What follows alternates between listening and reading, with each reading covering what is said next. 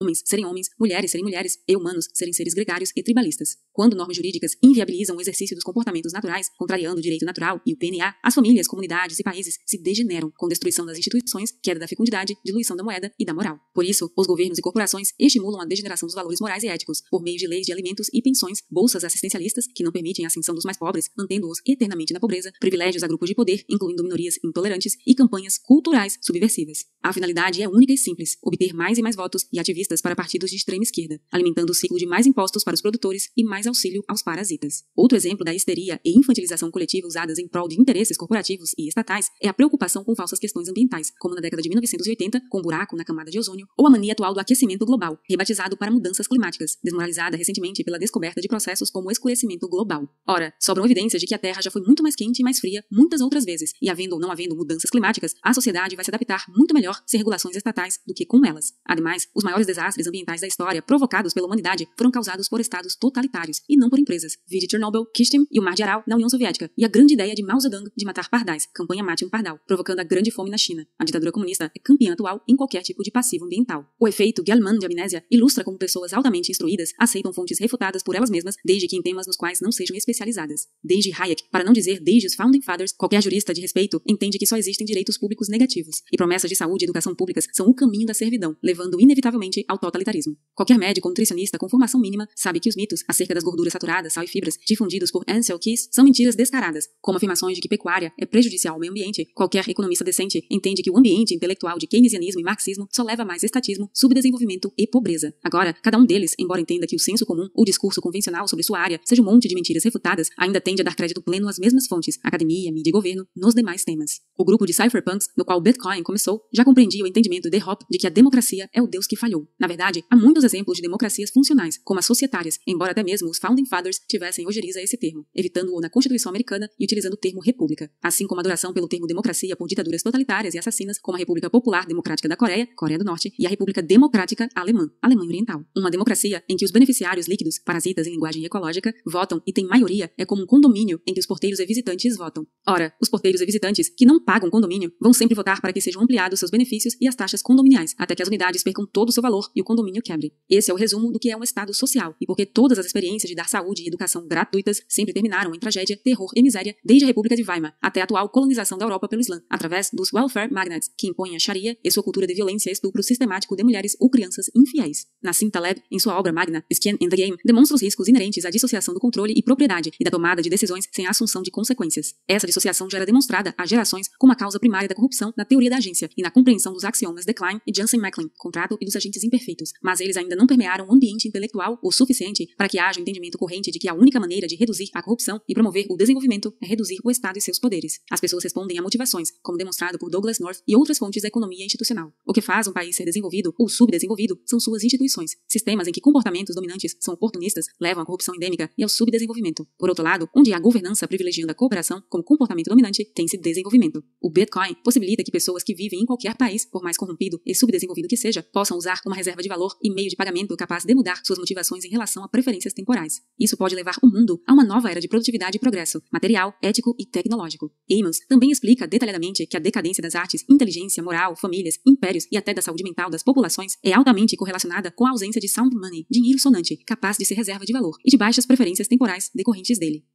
A melhor faculdade de tecnologia do Brasil. Graduações online. Field Technology.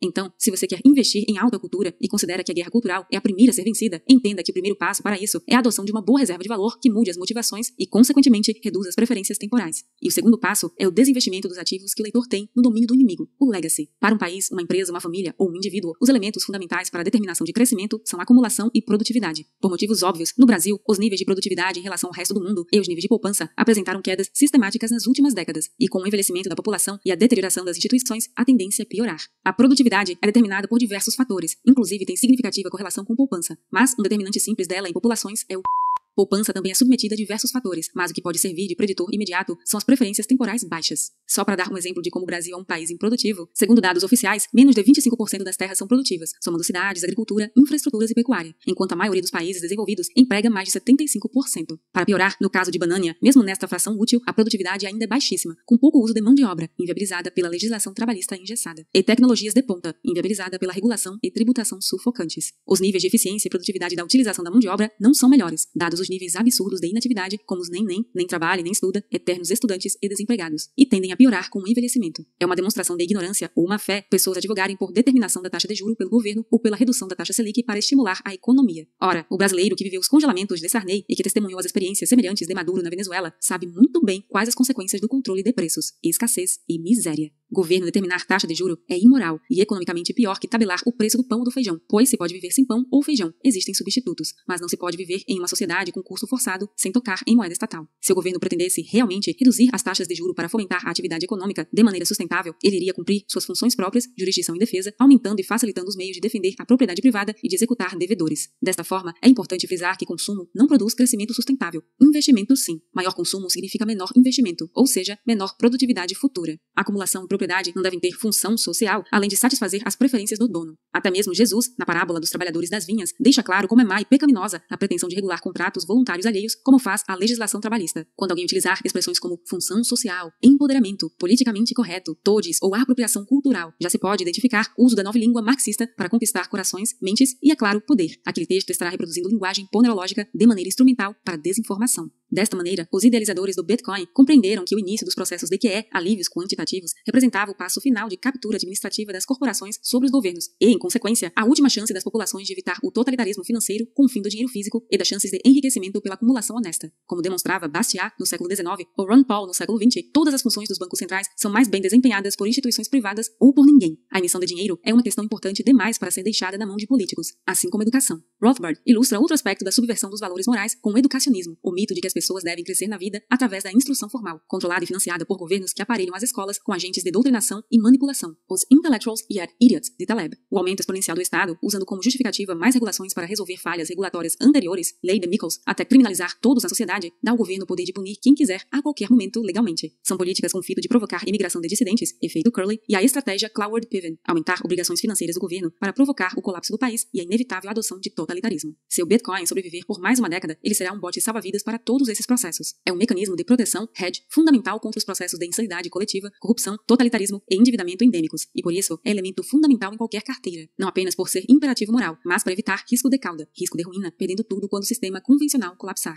algo necessário e imperativo. Como será a seguir demonstrado, o Bitcoin muda as motivações de seus usuários, alonga suas preferências temporais, faz explodir sua produtividade e capacidade de acumulação, e se continuar seu curso de adoção exponencial, pode salvar o mundo do coletivismo, instaurando um novo entendimento do dinheiro e da moeda, da ética do trabalho, acumulação e relação com governos, e de respeito aos direitos alheios, superando mitos, mentiras e instituições corrompidas que atrasam o desenvolvimento da humanidade. O Bitcoin será morto, ou será a causa mortis dos estados sociais, com a vitória do indivíduo sobre as ditaduras e corporações corruptas. Para isso que foi concebido. Não é possível manter sob escravidão pessoas armadas e determinadas a serem livres, como Masada demonstrou. Satoshi expressou isso ao afirmar que em algumas décadas o subsídio será muito pequeno e as tarifas de mineração serão a principal remuneração pelos nós de mineração. Estou certo de que em 20 anos haverá um volume de transação muito grande ou nenhum volume. É vencer ou morrer. Quando a maior parte da riqueza não puder ser expropriada, controlada ou mesmo ter titularidade suspensa por governos ou tribunais, não haverá como recolher tributos involuntariamente. Penas ou multas e a ação estatal involuntária não terão mais sentido, viabilidade ou efeito prático. Com o aumento exponencial dos dados e poderes acumulados por governos e corporações, o mundo se encontra às vésperas de meio termo entre as distopias descritas em 1984 e Admirável Mundo Novo.